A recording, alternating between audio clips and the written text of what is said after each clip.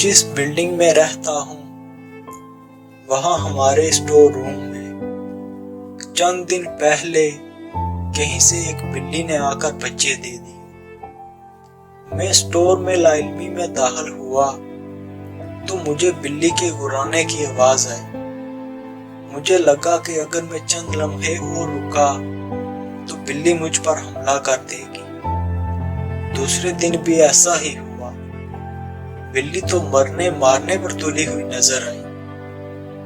میں نے دوست سے کہا اسٹور میں بلی ہے اور لگتا ہے اس کے بچے بھی ہیں اور وہ اسٹور روم میں ہمارا داخل ہونا پسند نہیں کرتے۔ تو وہ کہنے لگا چلو آؤ بلی کو اسٹور روم سے باہر نکالتے ہیں۔ میں نے اسے منع کیا کہ رہنے دو، تو 4 دن کے بعد خود چلی جائے گی۔ میں اسے یہ کہہ کر مارکیٹ چلا گیا، وہاں سے چھوٹی مچھلیاں خریدی اور دودھ کا پیکٹ لیا اور واپس آ کر دودھ برتن میں ڈالا، مچھلیوں کو ایک کاٹن کے ڈبے میں رکھا اور دروازہ تھوڑا سا کھول کر چھڑی کی مدد سے دودھ اور کاٹن اندر سرکا دیا اور واپس کمرے میں آ گیا۔ رات کو پھر میں نے ایسا ہی کیا۔ دوسرے دن میں نے سوچا کہ کسی طرح پہلے والے برتن وہاں سے نکال۔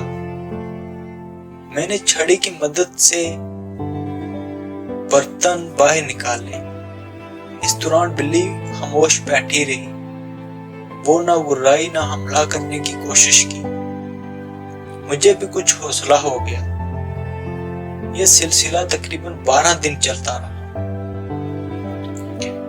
اس کے بعد میں نے ایک دن دروازہ کھولا، کاٹن اور برتن بغیر چھڑی کے اٹھائے تو بلی بچوں کو لے کر میرے پاس آ گئی اور میرے پاؤں پر سر رگڑنے لگی۔ میں نے ڈرتے ڈرتے اس کو ہاتھ لگایا، اس کے سر کو سہلایا، مگر اس نے کوئی مزاحمت نہیں کی۔ میں بہت حیران ہوا کہ تھوڑے سے احساس نے ایک جانور کو بدل کر رکھ دیا۔ چند دن پہلے کیا معاملہ تھا اور آج کیا معاملہ ہے۔ ہمارے ارد گرد بھی بہت سارے ایسے لوگ ہوتے ہیں جو بظاہر بہت کرخت اور غصے والے ہمیں محسوس ہوتے ہیں۔ وہ اپنی فیلنگز، دکھ، تکلیف کو بالکل بلی کے بچوں کی طرح ان کی حفاظت کرتے ہیں۔ کوئی ان کو جاننا چاہے تو وہ نہیں بتاتے۔ ان سے بیزار مت ہو، ان کے بارے میں غلط رائے قائم مت کریں۔